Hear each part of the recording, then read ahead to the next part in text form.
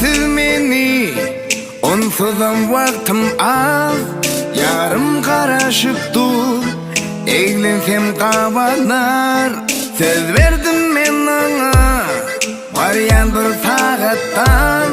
Kalaysam gişe birden olmağa karışmaz. Kabanya kabanya o hemmeden meni. Kabanya kabanya yolumda dur gödi.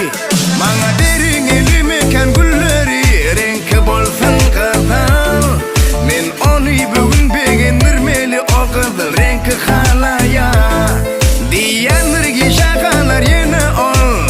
Bana yolumda eğlenir yüreğime salıp yüreğini men yanına varyan. Kavanya kavanya o hemmeden meni. Kavanya kavanya yolumda dur gödi. Kavanya kavanya dağlar yüreğine kine. Nemin balası hemen yekecesi o da benim yekeceğim.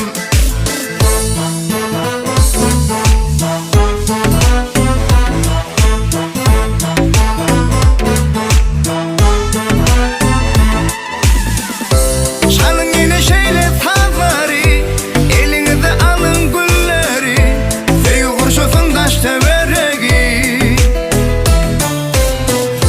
Mene varyan yanına, beni görüp basar bağrına. Sebebi aramıza sevgi.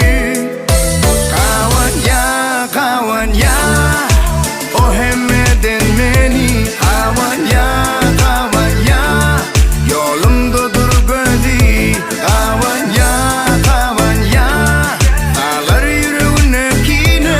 Memnun balası hemen yekecesi o da benim yekeceğim.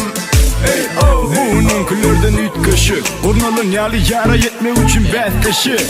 Ellerini tutamadım görer demin bol şunu. Onu tanım ol şunu yüzün mü kum ol şunu.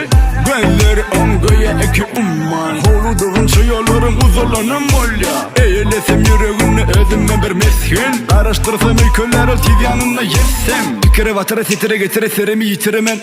Seni men elime getire beni yitire velemerim. Yekece fikir bu kellede sen yanına barsam. Kayta kayta kayta lap bu sellerimi alsam. Kavanya kavanya o hemmeden meni. Kavanya